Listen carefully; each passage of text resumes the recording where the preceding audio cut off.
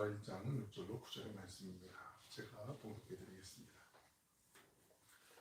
강하고 담대하라. 너는 내가 그들의 조상에게 맹세하여 그들에게 주리라 한 땅을 이 백성에게 차지하게 하리라.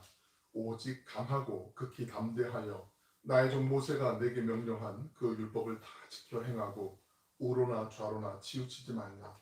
그리하면 어디를 가든지 형통하리니 이 율법책은 내 입에서 떠나지 말게 하며 주야로 그것을 묵상하여 그 안에 기록된 대로 다 지켜 행하라. 그리하면 내 길이 평탄하게 될 것이며 내가 형통하리라. 내가 내게 명령한 것이 아니냐. 강하고 담대하라. 두려워하지 말며 놀라지 말라. 내가 어디로 가든지 내 하나님 여호와가 너와 함께 하느니라 하시니라. 아멘. 복된 주님의 날 주의 전에 오신 여러분 모두를 환영하고 축복합니다. 또 온라인으로 예배드리는 모든 분에게도 주님의 동일한 은혜가 함께 하시길 축복합니다. 모처럼 또 오랜만에 뵙는 우리 믿음의 교우들 계신데 우리 서로 함께 한 주간 참 힘들지만 잘 살아내셨습니다. 승리하셨습니다. 또 하나님이 승리를 주실 줄을 믿습니다. 우리 격려하며 위로하며 축복하며 박수 한번 하실까요? 잘하셨습니다. 어제 아침에는 재난 문자가 와서 이게 뭔 일이야 하면서 충북 해산에서 지진이 났다고 막 그랬는데 또 밤늦게 또 오늘 아침에 또 안타까운 비보를 접하게 돼서 마음이 참 너무나 무거우시죠. 모쪼록 안타까운 일들 나중에 뭐 여러 가지 상황들이 또 정리가 되겠지만 그 귀한 청춘들이 참 생각만 떠올려도 마음이 아파요. 아픈데 하나님께서 우리가 하나님의 긍휼과 도우심이 아니면 어떻게 살아갈 수가 있겠습니까? 우리가 뉴스를 접하다 보면 그럴 때가 있어요. 그 지역이나 어떤 사건이 자신과 연관이 되면 더 관심 있게 보고 그렇지 않으면 오늘 어떻게 안 됐네 그 정도로 이제 좀 약간의 감정이 좀 덜 들어가는 경우가 있는데 이태원에서 어제 정말 일어나서는 안 되는 압사 사고가 났잖아요. 어젯밤 늦게. 그래서 149명이 지금까지 제가 아침에 오기 전까지 봤을 때는 정말 뭐 믿겨지지 않는 일인데 압사로 이렇게 정말 그 목숨을 달리한 그 사건이 났고 또 얼마나 추가로 또 인원들이 또 그렇게 생명을 다할지 모르겠지만 한 20년 전에 2002년도에 제가 수련목회 감리교회는 그 목회자가 되기 위해서 여러 가지 길 가운데 일단 신학대학원을 졸업하고 나면은 다른 장로교회나 다른 데는 이제 목사고시를 보고 나서 이제 목사 안수를 받는데 감리교회는 그 진급이라는 걸 3년 동안 또 전도사 과정을 해요. 신학대학원 졸업하고 난 다음에 목사고시에 붙었어도 그래서 수련 목회자 1년, 3년 하고 난 다음에 그 다음에 이제 안수를 받게 돼서 조금 더 긴 이제 과정이 기는데 해마다 또 시험 보면서 또 유급하는 분들도 가끔 연애별로 몇 분씩 계신데 제가 2002년에 신학대학원을 졸업하고 이제 수련 목회자 처음 한 곳이 이태원 교회였어요. 그리고 그 해밀턴 호텔 그 곳은 참 잘 알아요. 거기서 토요일마다 저녁에 또 그때 이제 찬양팀하고 같이 노방전도 거기서 이제 찬양하면서 외국인들이 그때는 더 이제 다니는 사람들이 많았기 때문에 그랬던 곳이어서 더 이제 아마 좀 관심 두고 집중해서 좀 보게 되고 듣게 되고 그랬는데 여하튼 하나님의 은혜가 또 긍휼이 또 어떠한 뜻이 우리에게 있는지 모르지만 기도해야 될 때라고 생각합니다. 우리가 인생을 살아가면서 가장 먼저 넘어야 될 산이 있다면 아마 두려움이라는 산이 아닐까 그런 생각을 해보게 됩니다. 어떤 일을 시작할 때 실패할 수 있다는 가능성, 그 두려움이 우리 안에 엄습할 수도 있는데 그 두려움을 넘어야 되죠. 뭐 연애를 하다가도 마음에 드는 이성이 있는데 프로포즈 할 때도 두려움을 넘어야 되는 거 아니겠습니까? 무대에서는 배우가 관객들에게 내가 어떡하지? 이거 주눅 드는 것 같은데 내가 약간 좀 이렇게 자신감이 없어지는데 이러면 안 되잖아요. 관객들을 사로잡을 수 있는 그 당당함으로 나아갈 수 있도록 두려움을 넘어야 되는 거 아니겠어요? 운동 경기에 출전하는 선수가 열심히 준비하고 기량을 다 땄는데 그런데 나갔는데 관객들의 함성 소리가 너무 크고 그래서 거기에 막 주눅 들어있으면 안 되잖아요. 기량을 제대로 펼치지 못하잖아요. 물론 긴장은 되겠지만 두려움이 정말 우리에게 큰 문제 중에 하나지요. 오늘 본문에서 강조되고 있는 하나님의 명령, 말씀이 있습니다. 강하고 담대하라. 히브리어의 뜻은요. 마음에 흔들림이 없이 견고하게 유지하라라는 뜻이 있어요. 불과 몇 절에서 6절부터 9절까지 우리가 봤는데 계속 강조하는 것으로 보아서 우리가 생각할 때 여호수아, 이 시대의 그 여호수아는 뭐가 있어요? 마스크를 벗었더니 뭐가 있나요? 괜찮아요. 뭐 사람이니까 있는 거니까. 하나님 앞에 그 여호수아 정말 여호수아 정도면은 최고의 용맹함을 갖고 있는 사람이 아닐까 생각을 할 수 있는데 그 여호수아가 얼마나 두려움과 스트레스에 떨어졌을지를 우리가 조금은 짐작할 수가 있어요. 우리 인간이 그렇잖아요. 아무리 강해 보이는 사람도 남모를 두려움에 쌓여 살아가고 있는 분들이 의외로 참 많이 있어요. 겉으로 보이기에만은 그렇지 한꺼풀만 더 그 사람을 알게 되고 깊이 들어가면 다 똑같아요. 대동소이해요. 하나님께서는 그렇지만 우리가 가장 두려워하는 때에 가장 큰 용기와 격려를 말씀으로 주고 계신다는 거죠.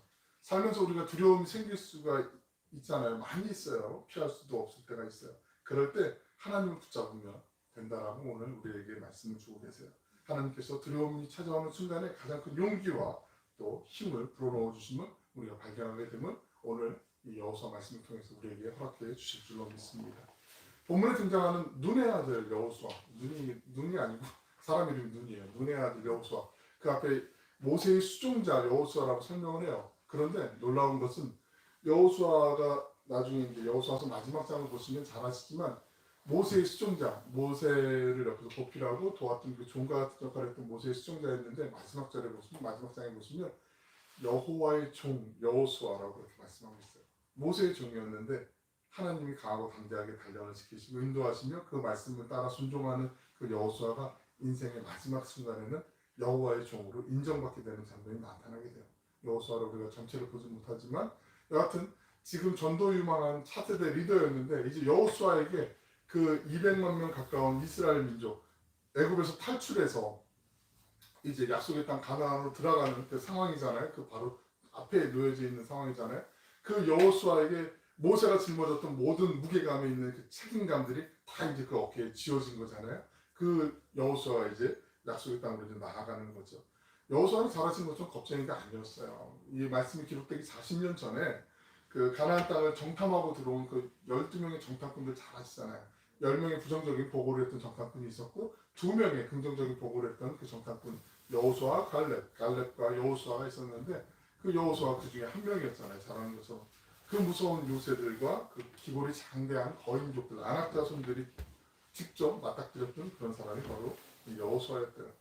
그리고 여호수아가 이제 모세라는 지도자가 있을 때는 그래도 모세를 의지하면서 많이 일을 잘 벌였을지 모르겠지만 이제는 모든 책임이 그에게 주어졌다는 말이죠. 체계적인 전쟁이라고 한 번도 안 해본 이스라엘 사람들이었어요.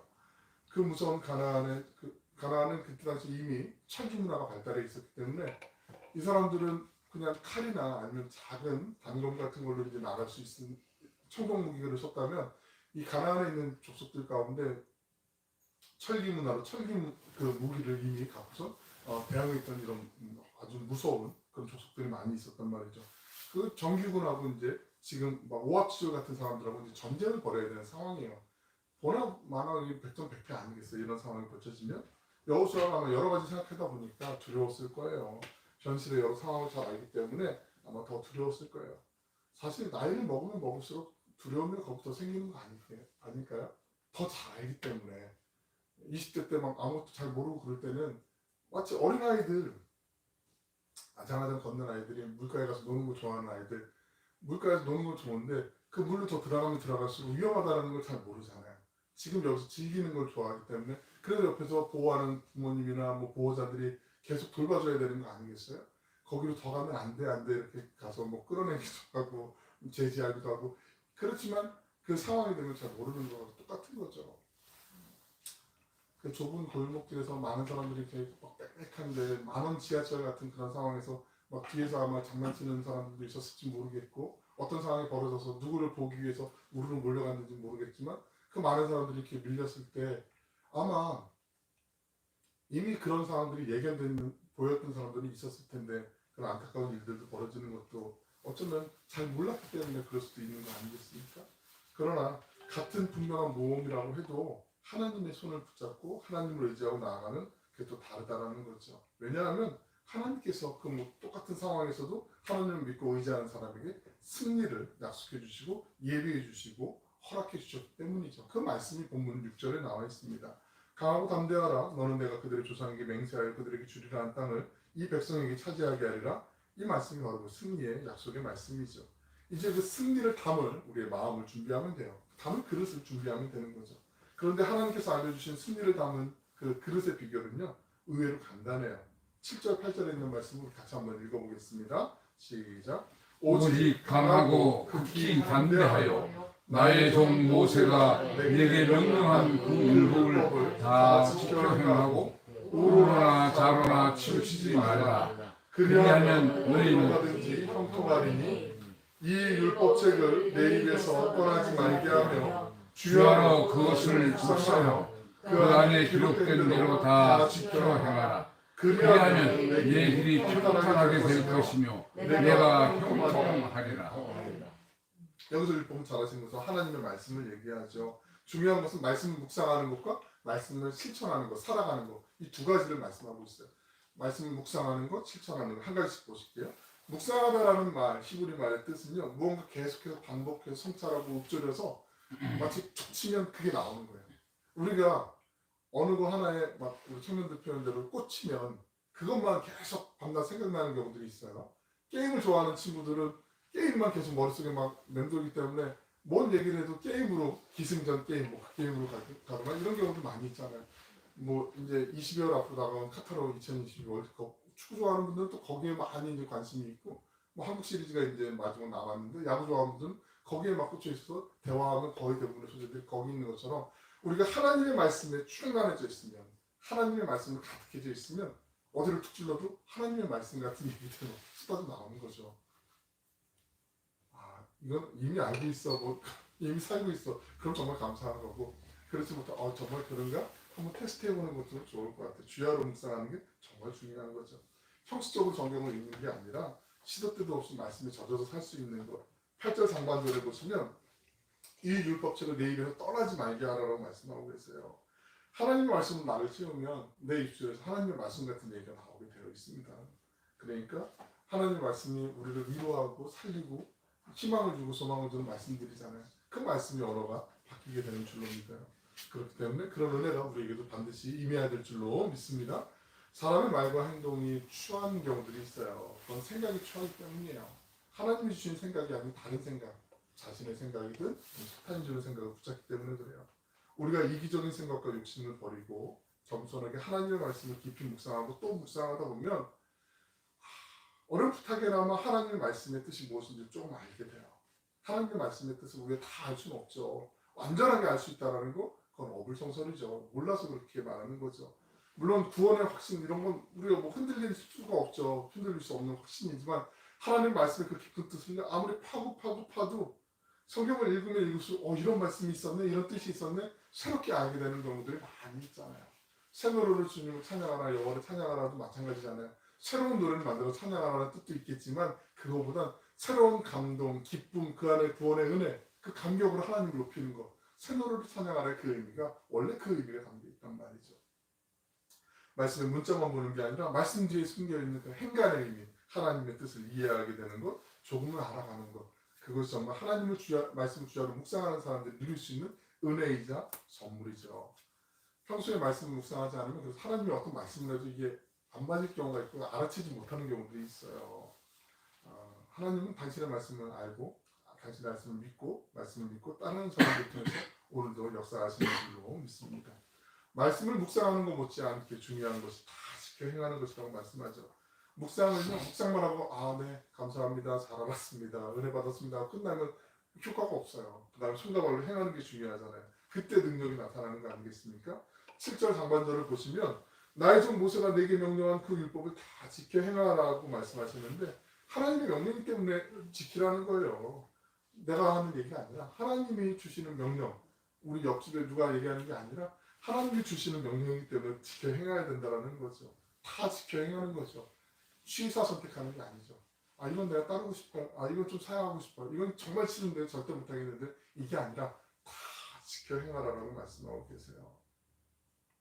그래야 할 때 하나님이 주시는 그 은혜가 우리 안에 있는 줄로 믿습니다.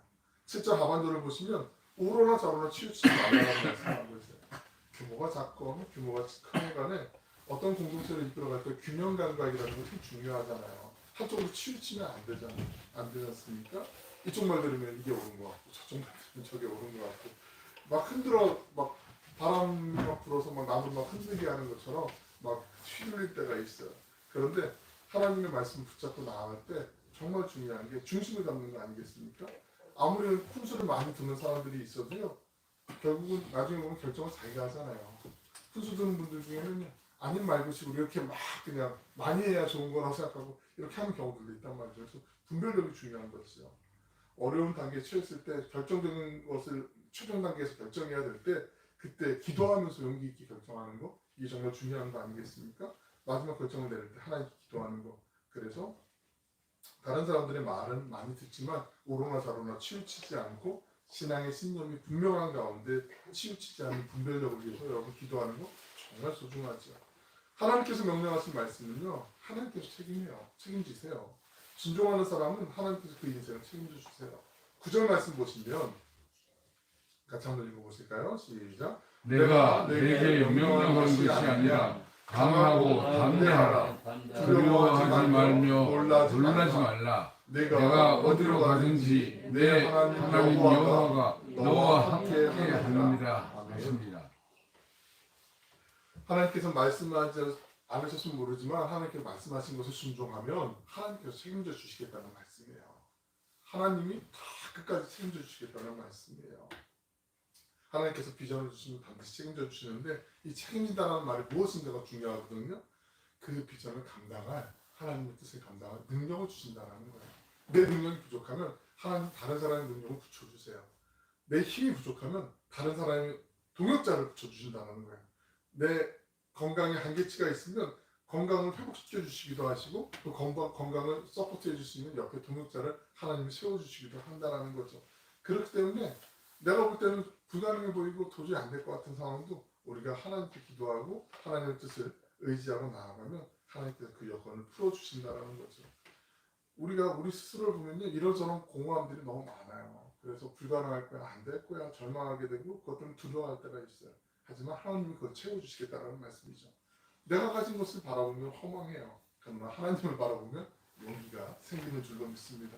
저는 우리가 우리 스스로 갖고 있는 그 부족하고 정말 아쉬운 이 상황 보지 말고 하늘을 보셨으면 좋겠어요. 하나님의 그 하늘 보아 하늘의 창고를 보시면 좋겠어요. 온 우주 만물을 다스리시는 그 하나님의 그 은혜를 바라보시게 되시기를 축원합니다. 하나님의 말씀을 듣고 순종하며 기도하는 사람들은 하나님의 창고가 보이게 되어 있어요. 9절 하반절을 보시면 네가 어디로 가든지 내 하나님 여호와가 너와 함께 하느니라. 이거는요, 그런 얘기예요. 지금 내가 겪고 있는 상황이 어떤지, 장애물이 무엇이 앞에 있는지, 내가 뭘 해야 되는데 뭐가 막혀 있는 것 같은지, 뭐 물고가 안 터져 있는 것 같은지, 자금이 지금 막 쪼달리는 것 같은지, 이런 거 다 문제가 되지 않다, 의미가 되지 않는다라고 말씀하는 거예요. 하나님께서 함께 하신다는 게 중요한 거죠. 세상에 있는 사람들은요, 그 문제만 묵상하다 보면 그 문제가 더 확대돼서 보이잖아요. 더 슬픔도 커지게 되어 있어요. 고민도 더 커지게 되어 있어요. 그래서 어떡하지 어렵게 여기게 되어 있어요. 하지만 하나님을 믿는 사람, 의지하는 사람은요, 하나님이 계시기 때문에 이겨낼 수 있다는 걸 믿어요. 그 믿음이 중요한 거 아니겠습니까? 그래서 흔들리지 않아요. 인내하게 되어 있어요.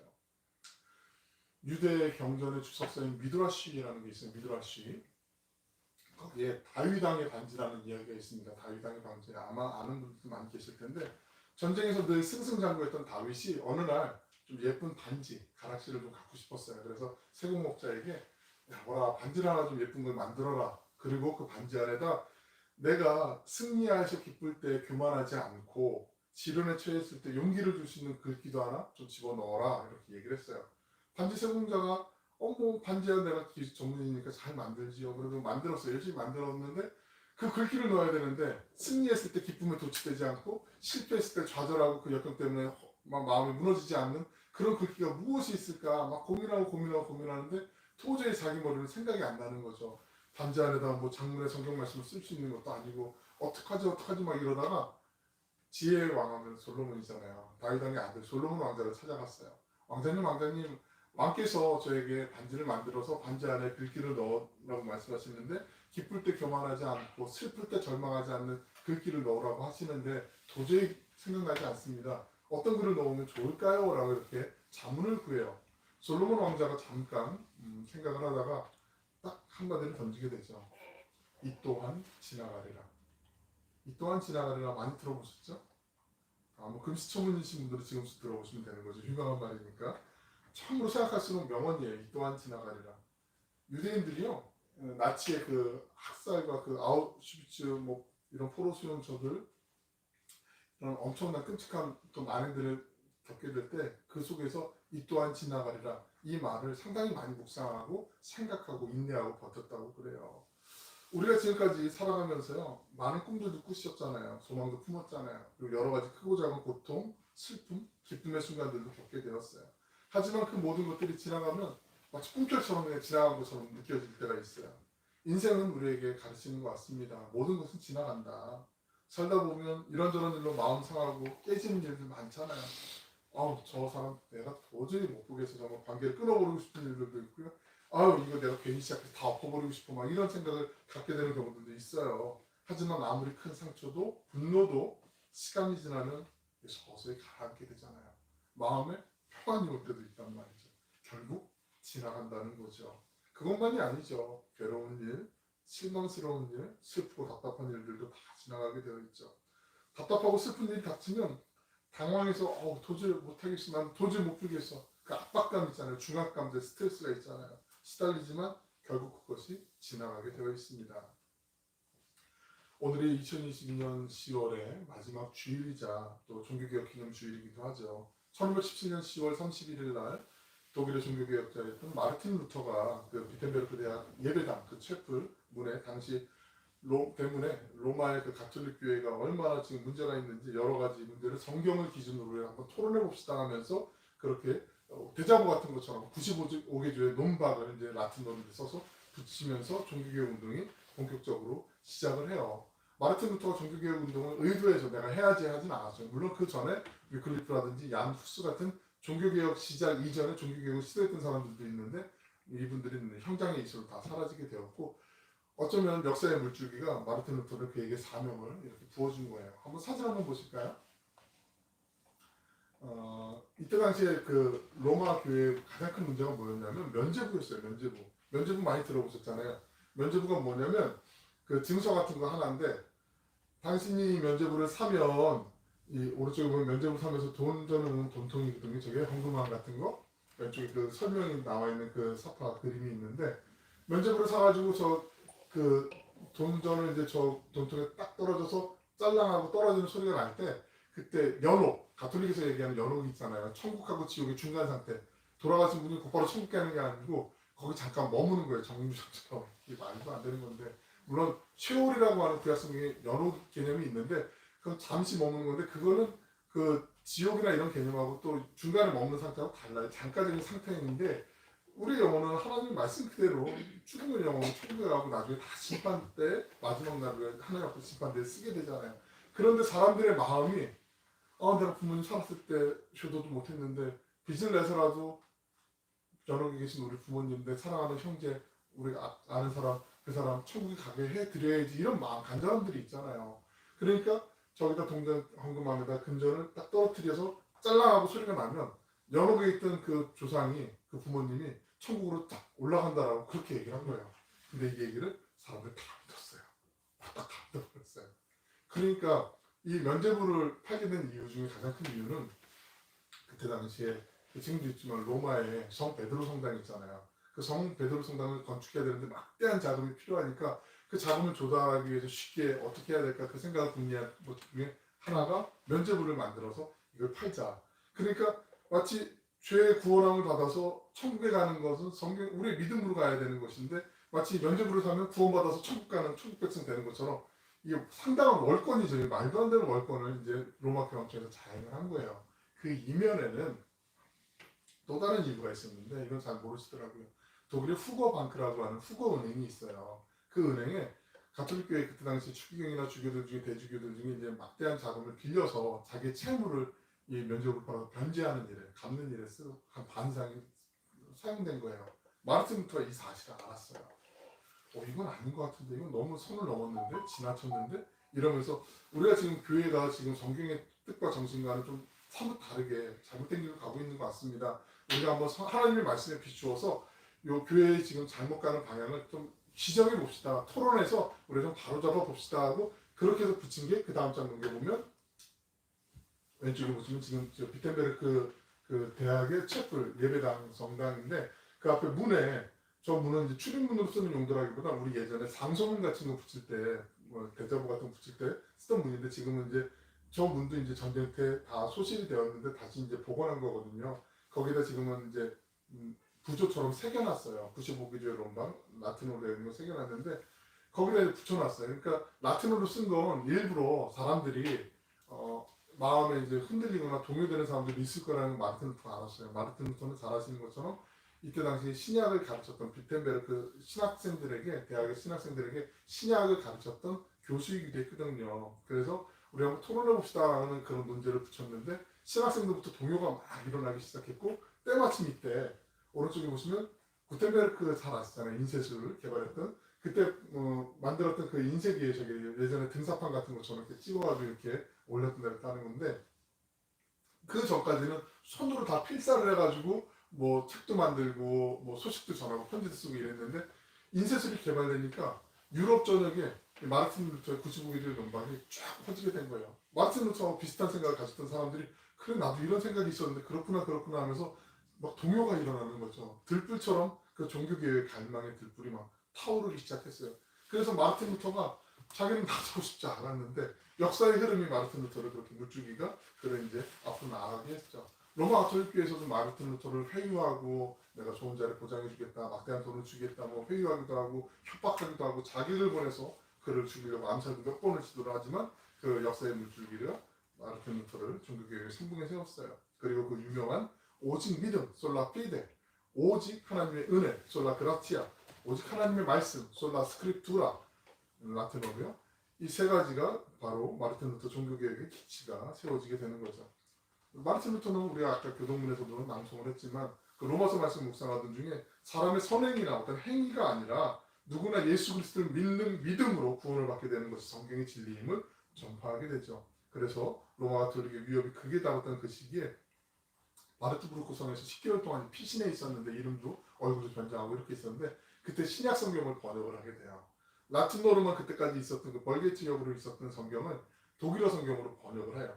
그때같이 사람들이 예배를 드릴 때 미사를 드리면 라틴어로만 진례가 되니까 이게 무슨 얘기인지 하나님의 말씀이라고 하는데 강론도 다 라틴어로 하니까 마치 우리가 여기 앉아서 예배를 드리는데 뭐 영어나 아니면 다른 나라 말로 이렇게 예배를 드리는 거니까 익숙하고 아는 사람들은 그 들을 수 있지만 그렇지 않은 대부분의 사람들은 그냥 예배를 마치 진짜 보는 거예요. 드리는 게 아니라 그런 상황이었는데 독일어 성경을 번역하고 그 이후에 이제 나중에 마르틴 루터가 10년 정도 있다가 구약하고 신약 모든 성경을 다 독일어로 번역을 해요. 그러면서 성경을 사람들이 모든 사람들이 다 그때까지 사제들만 전유물이었는데 모든 사람들이 국민들이 성경을 읽고 또 보고 듣고 그렇게 배울 수 있게 되었던 거죠.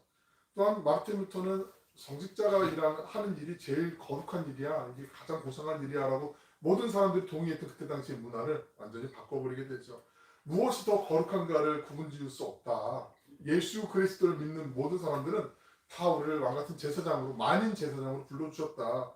자신의 소명을 따라서 우리가 맡은 포지션에서 감당하는 일은 마치 하나님 제사장처럼 불러주신 일이기 때문에 뭐가 더 우월하고 뭐가 열등하고 무엇이 더 거룩하고 덜 거룩하고 이거 없다. 우리는 다 하나님의 소명을 받은 청지기적인 부름을 받은 제사장들이다. 이 얘기를 주장하게 되죠. 그래서 오늘날 만인 제사장들이 이제 성립이 되게 된 거죠. 여러 번 죽을 고비를 넘기게 돼요. 그럴 때마다 마르틴 루터가 많이 힘들었을 거예요. 아마 가슴이 무너지는 일도 많았을 거예요. 그때 10편 46편을 묵상하다가 하나님은 우리의 피난처시요 환난 중에 만나 큰 도움이시다라는 그 말씀 묵상하면서 그 유명한 585장 내 주는 강한 성결 이 찬송가를 마르틴 루터가 만들게 되죠. 그래서 유명한 그 찬송가가 돼요. 우리가 조금 이따 부르게 되겠지만 마르틴 루터가 힘든 순간 없었을까요? 더 많았을 거예요 아마. 인내하고 싶지 않고 이제 포기할 거 절망할 거 이러고 싶은 순간이 더 많았을 수도 있어요. 한번 말씀드린 것 같은데 마르틴 루터의 아내 카트리나 폰 보라라는 사람이 있었어요. 수녀였어요. 마르틴 루터는 사제였고 그 정당에 있던 사람들을 다 결혼시키고 난 다음에 마지막에 이제 카트리나 폰 보라하고 마르틴 루터가 이제 결혼을 하게 돼요.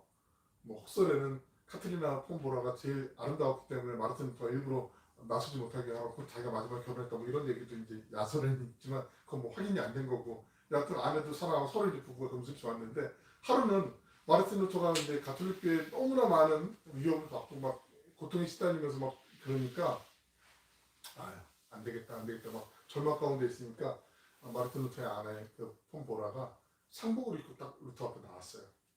왜 상복이야? 누가 돌아가셨나요? 그랬더니 네, 돌아가셨어요. 어디를 가시는데 나한테 얘기도 안 하고 하나님이 돌아가셨어요. 마르틴 루터 깜짝 놀랐고 어디 그런 불경한 얘기가 있냐, 하나님이 돌아가셨다니 지금 무슨 얘기냐고. 그때 카트리나 폼보라가 마르틴 루터에게 이렇게 얘기하죠. 당신이 지금 하나님이 돌아가신 것처럼 읽잖아요. 그러면서 상복을 입고 마르틴 루터의 마음을 다시 한번 일으키고 살아계신 하나님께 향할 수 있도록 그렇게 정말 선한 내조를 잘한 거죠. 어찌 보면은 마르틴 루터가 그렇게 힘든 순간들 많이 있었어요. 하지만 인내하고 하나님께로 돌이키는 일을 꽤 많이 반복했어요. 사랑하고 축복하는 여러분, 우리 앞길에 어떤 일이 다가올지 누가 아는 분들이 있겠어요. 5분 앞, 10분 앞도 우리 예측 못하잖아요. 준비하려고 해도 완벽하게 준비할 수 없단 말이죠. 기본적인 대비는 할 수 있을지 모르지만 항상 주님만을 따라가고 붙잡아야 되는 거 아니겠습니까? 그때 두려움이 사라지는 거죠. 우리 장래에 어떤 일이 다가온다고 해도 하나님의 말씀을 붙잡고 순종하면 하나님께서 우리를 보호해 주시고요. 우리의 마음도 다스려 주세요. 우리 함께 이 험한 세상의 풍랑 속에서 선한 목자 되신 주님만을 바라보고 주님의 인도하심을 신뢰하고 순종하면서 하나님 나라의 영광에 소중하게 쓰임받는 강하고 담대한 신실한 주님의 종들로 승리하시길 주님의 이름으로 간절히 축원합니다. 아멘. 기도하겠습니다. 사랑을 하고 풍성하시고 자비로우신 아버지 하나님, 이 세상을 바라보면 근심이 많고 염려도 많습니다. 안타까운 비보에 모든 많은 분들이 정말 충격 속에 있는데 하나님 모쪼록 이 모든 상황 가운데 주님의 은혜와 긍휼을 허락해 주셔서 이 나라에 다시는 이런 생각할 수 없는 끔찍한 일들이 벌어지지 않도록 하나님 붙잡아 주시고 긍휼을 베풀어 주시며 교회들마다 더욱더 믿음으로 기도하며 주님의 뜻을 구하게 하여 주시기 원합니다. 우리가 구하는 것에만 그치는 것이 아니라 주님이 기뻐하시고 주님이 인도하시는 길로만 살아갈 수 있도록 실천할 수 있는 믿음도 허락해 주시길 원합니다.